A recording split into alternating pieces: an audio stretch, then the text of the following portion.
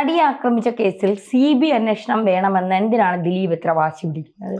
തീർച്ചയായിട്ടും പലപ്പോഴും പലരും ഉന്നയിക്കുന്ന ഒരു ചോദ്യമാണ്. നടിയെ ആക്രമിക്കപ്പെട്ട കേസുമായി ബന്ധപ്പെട്ട് ദിലീപിനെ സംബന്ധിച്ചിടത്തോളം ഏറെ നിർണായകമാണ് ഇനി അങ്ങോട്ടുള്ള ദിനങ്ങൾ. കാരണം ദിലീപ് ശിക്ഷ ലഭിക്കാവുന്ന കുറ്റമാണ് അതിലുള്ളത്. അതുമാത്രമല്ല, ഒരു വലിയ മലയാള സിനിമയിലെ ഒരു താരപരിവേഷമുള്ളൊരു നടൻ 84 ദിവസങ്ങളോളം ജയിലിൽ കിടക്കേണ്ട സാഹചര്യം പോലും ഉണ്ടായി. ഇത്രയധികം പൈസ മുടക്കിയിട്ട് പോലും അക്കാര്യത്തിൽ മാറ്റം വന്നില്ല. അതോടൊപ്പം തന്നെ മലയാള സിനിമയിൽ ഒരു ചരിത്രമാണ് ഈ സംഭവം. കാരണം ഇത് ഇന്ത്യൻ സിനിമ തന്നെ നോക്കിക്കാണുന്നത് ഇത്തരത്തിലാണ്. കാരണം മലയാള സിനിമയിൽ ഒരു നടൻ ഒരു നടിയെ ആക്രമിക്കുന്ന അല്ലെങ്കിൽ പീഡിപ്പിക്കുന്നതടക്കമുള്ള വലിയ കേസ് വലിയ വിവാദമായൊരു സംഭവമാണ്.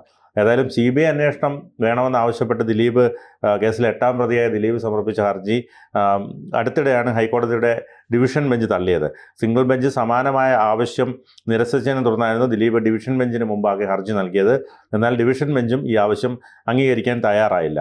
അതുമാത്രമല്ല, നടി ആക്രമിക്കപ്പെട്ട കേസിലെ സത്യം പുറത്തു വരണമെന്ന നിർബന്ധമുള്ളതിനാലാണ് CBI അന്വേഷണം എന്ന ആവശ്യം മുന്നോട്ട് വയ്ക്കുന്നതെന്നാണ് സംവിധായകൻ ശാന്തിവിള ദിനേശ് അഭിപ്രായപ്പെടുന്നത്. ശാന്തിവിള ദിനേശ് സിനിമയുമായി ബന്ധപ്പെട്ട പല കാര്യങ്ങളിലും അഭിപ്രായ പ്രകടനം നടത്താറുണ്ട്. ചില കാര്യങ്ങളിലൊക്കെ വളരെ ശ്രദ്ധേയമായ അഭിപ്രായം അദ്ദേഹത്തിൻ്റെ ഭാഗത്തു നിന്നുണ്ടായിട്ടുണ്ട്. പക്ഷേ ശ്രീകുമാരൻ തമ്പിയെ പോലുള്ള ആളുകൾ ഇദ്ദേഹത്തെ പരസ്യമായി ശാസിക്കുന്ന സാഹചര്യം പോലും ഉണ്ടായിട്ടുണ്ട്. ഏതായാലും CBI അന്വേഷണം എന്നത് ഈ സർക്കാരും വാദിഭാഗത്ത് നിൽക്കുന്നവരും ഒരിക്കലും സമ്മതിക്കില്ലെന്നും അദ്ദേഹം പറയുന്നുണ്ട്. Shanthivila Dinesh light camera action എന്ന സ്വന്തം യൂട്യൂബ് ചാനലിലൂടെയായിരുന്നു അദ്ദേഹം ഈ പ്രതികരണം നടത്തിയത്. ഏതായാലും കേസിൽ CBI അന്വേഷണം വേണമെന്ന് പറയുന്നത് താമസിച്ചു പോയെന്നാണ് ചിലർ പറയുന്നത്. അത് നേരത്തെ വേണമെന്നാണ് പലപ്പോഴും പറയുന്നത്. എന്നാൽ ഒരു കാലതാമസവും ഇല്ല. വർഷങ്ങൾ കഴിഞ്ഞ് അദ്ദേഹം ഇത്തരം ഒരു ആവശ്യം ഉന്നയിച്ച് കോടതിയിൽ ഹർജി നൽകിയിട്ടും ദിലീപ് കഴിഞ്ഞ ദിവസം കൊണ്ടുപോയി കൊടുത്തു എന്നതുപോലെയാണ് എല്ലാവരും പറയുന്നത്. സിംഗിൾ ബെഞ്ച് തള്ളിയിട്ട് 2 വർഷം കഴിഞ്ഞെന്നോ ദിലീപ് തന്നെ കേസ് തള്ളിയിട്ട് 3 വർഷം കഴിഞ്ഞെന്നോ ഒക്കെ ഒരു റിട്ടയർഡ് ആയിട്ടുള്ളൊരു ഉദ്യോഗസ്ഥനും പറയുന്നുണ്ട്. ഏതായാലും ദിലീപിനെ വളഞ്ഞിട്ട് ആക്രമിച്ച അവരെല്ലാം വെട്ടിലാക്കി കൊണ്ടാണ് പലപ്പോഴും ഈ ഡിജിറ്റൽ തെളിവുകളുടെ അഭാവം, അതായത് കേസിൽ ശിക്ഷ വിധിക്കേണ്ടത് അല്ലെങ്കിൽ അത് ജഡ്ജിയെ സംബന്ധിച്ചിടത്തോളം ഈ ഡിജിറ്റൽ തെളിവുകൾ ഏറെ പ്രാധാന്യം അർഹിക്കുന്ന ഒന്നാണ്. പക്ഷേ ഈ ഡിജിറ്റൽ തെളിവുകളുടെ അഭാവം കാരണം ഈ മെമ്മറി കാർഡ് നഷ്ടപ്പെടുന്നു, ഫോൺ രേഖകൾ കിട്ടുന്നില്ല. അതുകൊണ്ട് തന്നെ ഡിജിറ്റൽ തെളിവുകളൊന്നും തന്നെ ഇല്ല. പലപ്പോഴും പുറത്തു വരുന്നത് ഒരു മാഡം ഉണ്ട് ഇതിന് പിന്നിൽ എന്നൊക്കെയുള്ള കാര്യങ്ങളാണ് വരുന്നത്. അതുകൊണ്ട് തന്നെ ഈ പൾസർ സുനിയും പല വെളിപ്പെടുത്തൽ നടത്തി. ഇപ്പോൾ ഈ ഒരു സ്വകാര്യ ചാനലിലും പൾസർ സുനി കൊണ്ടുവരും. പക്ഷേ പൾസർ സുനി ഒരിക്കലും ദിലീപിനെതിരായി പറയുകയുമില്ല. സ്വാഭാവികമായും ഈ എമ്പുരാൻ സിനിമയുമായി ബന്ധപ്പെട്ടൊക്കെയാണ് ഇത്തരത്തിലുള്ള വിവാദങ്ങൾ തന്നെ ഉയർന്നു വന്നത്. എപ്പോഴും നമുക്കറിയാം ഇത്തരത്തിൽ ദിലീപ് നടിയെ ആക്രമിക്കപ്പെട്ട കേസിൽ പ്രതിയായതിനു പിന്നാലെയും അഹമ്മദ് ഗോൽച്ചനുമായി ബന്ധപ്പെടുത്തിയുള്ള ആരോപണം ആദ്യമായി ഉയർന്നു വന്നു. അന്ന് ചാനൽ ചർച്ചകളിൽ വരെ ദിലീപും ഗോൽച്ചനുമായുള്ള ബന്ധം വലിയ രീതിയിൽ ആരോപിക്കപ്പെട്ടു. ഈ സംഭവം ശാന്തിവിള ദിനേശ് പറയുന്നുണ്ട്. അതായത് തീവ്രവാദ ബന്ധം വരെ ആരോപിക്കപ്പെട്ടൊരു സിനിമയാണല്ലോ ഈ എമ്പുരാൻ. അത് മോഹൻലാലും മമ്മൂട്ടിയും മുതൽ നിർമ്മാതാവും BJP നേതാവുമായ സുരേഷ് കുമാർ വരെ ബന്ധപ്പെടുന്ന ആളുമായി പൃഥ്വിരാജ് ബന്ധപ്പെടുമ്പോൾ ഇത്തരത്തിൽ ഉള്ള സംഭവങ്ങൾ കൂടുതലായി വരും. അപ്പോൾ നടിയെ ആക്രമിക്കപ്പെട്ട കേസും ഇതിൻ്റെ ഭാഗമായി പൊങ്ങി വരും. അങ്ങനെയാണിപ്പോൾ സംഭവിച്ചുകൊണ്ടിരിക്കുന്നത്. അപ്പോൾ ഈ ശാന്തിവിള ദിനേശ് പറഞ്ഞതിലും പല കാര്യങ്ങളുമുണ്ട്. കാരണം ദിലീപ് അന്ന് നടി ആക്രമിക്കപ്പെട്ട ദിവസം പൾസസുനിയും ഇത്തരത്തിൽ ആ നടി പരാതിപ്പെടുകയും ലാലിൻ്റെ വീട്ടിലാണ് അഭയം പ്രാപിക്കുന്നത്. അതിനുശേഷമാണ് ഇത്തരത്തിൽ പരാതി വരുന്നതും പിന്നീട് പൾസർ സുനി അടക്കം അകത്താവുകയും ചെയ്തത്. ഈ പൾസർ സുനിയും ഈ അതിജീവിതയും തമ്മിൽ മുൻപ് സൗഹൃദമുണ്ടായിരുന്നുവെന്ന് പറയുന്നുണ്ട്. അപ്പോൾ അത്തരത്തിൽ പല ദുരൂഹതകളും ഇതുമായി ബന്ധപ്പെട്ട് പുറത്തു വരുന്നുണ്ട്. പലരെയും ചോദ്യം ചെയ്യാൻ വിളിപ്പിച്ചു, പലരും പല സാക്ഷിമൊഴികളും ഒക്കെ എടുത്തു.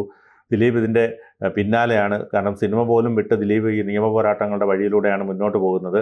ദിലീപിന് സപ്പോർട്ടായി ധാരാളം പേർ സിനിമാ രംഗത്തുള്ളവരുമുണ്ട്. അമ്മയിൽ നിന്നുമൊക്കെ ആദ്യം ഇത്തരത്തിൽ ദിലീപിന് ബുദ്ധിമുട്ടുകൾ നേരിട്ടെങ്കിലും ഇപ്പോഴും അമ്മയിലുള്ളവരെല്ലാം ദിലീപിന് അനുകൂലമായി തന്നെയാണ് നിൽക്കുന്നതെന്നാണ് നമുക്ക് മനസ്സിലാക്കാൻ കഴിയുന്നത്. സ്വാഭാവികമായി പറഞ്ഞതുപോലെ ഇതിൻ്റെ യാഥാർത്ഥ്യം പുറത്തു വരേണ്ടതുണ്ട്. കാരണം നടിയെ ആക്രമിക്കപ്പെട്ട കേസിൽ ദിലീപ് കുറ്റം ചെയ്തിട്ടുണ്ടെങ്കിൽ ശിക്ഷിക്കപ്പെടണം എന്ന് തന്നെയാണ് കേരളീയ പൊതുസമൂഹം ആഗ്രഹിക്കുന്നത്.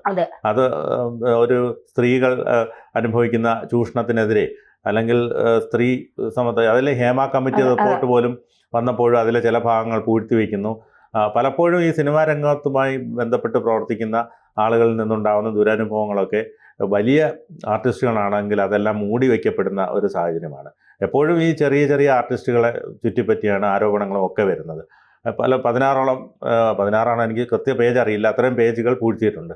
സ്വാഭാവികമായിട്ട് ഇതെല്ലാം തന്നെ പുറത്തുവിടാൻ എന്തുകൊണ്ട് ധൈര്യപ്പെടുന്നില്ല? അതുമാത്രമല്ല, സർക്കാർ ഇത് കുറേ കാലം ഫ്രീസറിൽ വെച്ച ശേഷമാണ് പിന്നീട് മാധ്യമങ്ങളുടെയും നിരന്തര ഇടപെടലുണ്ടായപ്പോഴാണ് ഈ ഹേമ കമ്മിറ്റി റിപ്പോർട്ട് അടക്കം പുറത്തു വരുന്ന സാഹചര്യത്തിലേക്ക് കാര്യങ്ങൾ എത്തുന്നത്.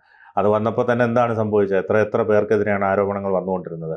ഒരുപാട് സിനിമാ താരങ്ങൾ ഇതിനകം വെച്ച്, മുകേഷ്, സിദ്ദിഖ് അടക്കം ഒരുപാട് പേർ ഇതുമായി ബന്ധപ്പെട്ട് പരാതിയുമായി രംഗത്ത് വന്നു. അപ്പോൾ ഇത്തരത്തിൽ സിനിമാ രംഗത്തുള്ള പ്രശ്നങ്ങൾ പരിഹരിക്കപ്പെടണം. സിനിമയിൽ സ്ത്രീകൾക്ക് സ്വതന്ത്രമായി ജോലി ചെയ്യാൻ കഴിയണം എന്നുള്ളതാണ് ഏറ്റവും പ്രധാനം.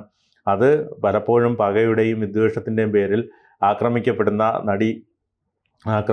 സംഭവങ്ങൾ ഇനി ആവർത്തിക്കപ്പെടരുത് എന്ന് തന്നെയാണ് പറയേണ്ടത്. എനിക്ക് എന്താ പറയാനുള്ളത്? തീർച്ചയായിട്ടും അത് തന്നെയാണ്, ഇത്തരം സംഭവങ്ങൾ ആവർത്തിക്കപ്പെടുന്നത്. പക്ഷേ എന്താ, നിരപരാധികൾ ആരും ശിക്ഷിക്കപ്പെടുകയും ചെയ്യരുത് എന്നുള്ളതാണ്. കുറേ കാലം കൊണ്ട് 8ാം പ്രതിയായ ദിലീപ് കോടതിയിൽ നിന്ന് ദിലീപ് കുറ്റക്കാരനാണെന്ന് വിധി പോലും വന്നിട്ടില്ല. അതിന് മുന്നേ ദിലീപിനെ ക്രൂശിക്കുകയാണ് എല്ലാവരും. ഒരു ഘട്ടത്തിൽ ഞാനുമൊക്കെ ദിലീപിനെതിരെ നിരന്തരം വാർത്തകൾ ചെയ്തിരുന്ന ഒരാളാണ്. പക്ഷെ നമ്മൾ ഈ കേസിന്റെ പൂർണ്ണമായിട്ടുള്ള കാര്യങ്ങൾ പരിശോധിക്കുമ്പോഴും പഠിക്കുമ്പോഴും നമുക്ക് മനസ്സിലാകും എന്താണ് ഇതിന്റെ ശരി തെറ്റുകൾ എന്നുള്ളത്. അപ്പോൾ ഒരു വിഭാഗം ആളുകളുണ്ട്. ഇപ്പോൾ സിനിമയിലെ ഒരു കാലത്ത് കിരീടം വയ്ക്കാത്ത രാജാവായിരുന്നു ദിലീപ്. എല്ലാ മേഖലയിലും ദിലീപിന്റെ പങ്കുണ്ടായിരുന്നു.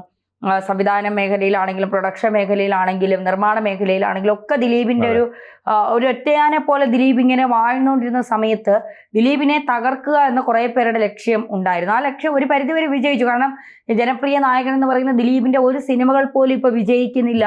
OTT പോലും സിനിമകൾ ഏറ്റെടുക്കാൻ തയ്യാറാകുന്നില്ല. അത്രമാത്രം ആ നടൻ സിനിമാ ലോകത്ത് നിന്ന് തന്നെ പോയിരിക്കുന്നു എന്ന് തന്നെ പറയേണ്ടി വരും. തീർച്ചയായിട്ടും ദിലീപിനെ സംബന്ധിച്ചിടത്തോളം ദിലീപിന് ഒരു കാലത്ത് വലിയ കുടുംബ സദസ്സുകളൊക്കെ ഏറ്റെടുത്തൊരു നടനായിരുന്നു. പക്ഷേ ഇന്നിപ്പോൾ ദിലീപിൻ്റെ സിനിമകൾ കാണാൻ കുറേയേറെ പേർ പോകാറ് പോലുമില്ല. ദിലീപിൻ്റെ സിനിമയ്ക്ക് ഇത് ഒഴിവാക്കുന്ന സാഹചര്യത്തിലേക്ക് കാര്യങ്ങൾ എത്തി നിൽക്കുകയാണ്. അതോടൊപ്പം തന്നെ ദിലീപിന് ഈ പറഞ്ഞതുപോലെ ഒരു ടെലിവിഷൻ പ്രോഗ്രാമിൽ പോലും പങ്കെടുക്കുമ്പോൾ വിമർശനം വരുന്ന സാഹചര്യമാണ് ഉണ്ടാകുന്നത്. കാരണം പലപ്പോഴും ഈ സിനിമയിൽ അവസരം കുറയുമ്പോൾ സുരേഷ് ഗോപിയൊക്കെ നമ്മൾ കണ്ടിട്ടുണ്ട്, കോടീശ്വരൻ പോലെയുള്ള പരിപാടികൾ വരുന്നു. അതോടൊപ്പം പല നടീനടന്മാർ, മോഹൻലാൽ ഉൾപ്പെടെ ബിഗ് ബോസിൽ വരുന്നുണ്ട്. അപ്പോൾ സ്വാഭാവികമായും ദിലീപിനെ പോലെ ഒരാൾക്കൊക്കെ ടെലിവിഷൻ മേഖലയിൽ നന്നായി ശോഭിക്കാൻ കഴിയും. ജഗദീഷൊക്കെ വന്നിട്ടുള്ളതാണ്, മുകേഷ്. അപ്പോൾ സ്വാഭാവികമായിട്ടും ദിലീപിന് അവിടെ എത്താൻ പറ്റുന്നില്ല. കാരണം കുടുംബ പ്രേക്ഷകർ ഒന്നടങ്കം ദിലീപിനെതിരായി മാറി ഈ ഒരു സംഭവത്തോടുകൂടി. അതുകൊണ്ട് ദിലീപിനെ സംബന്ധിച്ചിടത്തോളം ഇത് തൻ്റെ നിരപരാധിത്വം ഉണ്ടെങ്കിൽ അത് തെളിയിക്കേണ്ടത് ദിലീപിൻ്റെ ഉത്തരവാദിത്വം കൂടിയാണ്. അതല്ല, ദിലീപ് കുറ്റം ചെയ്തിട്ടുണ്ടെങ്കിൽ ശിക്ഷിക്കപ്പെടുക തന്നെ വേണം.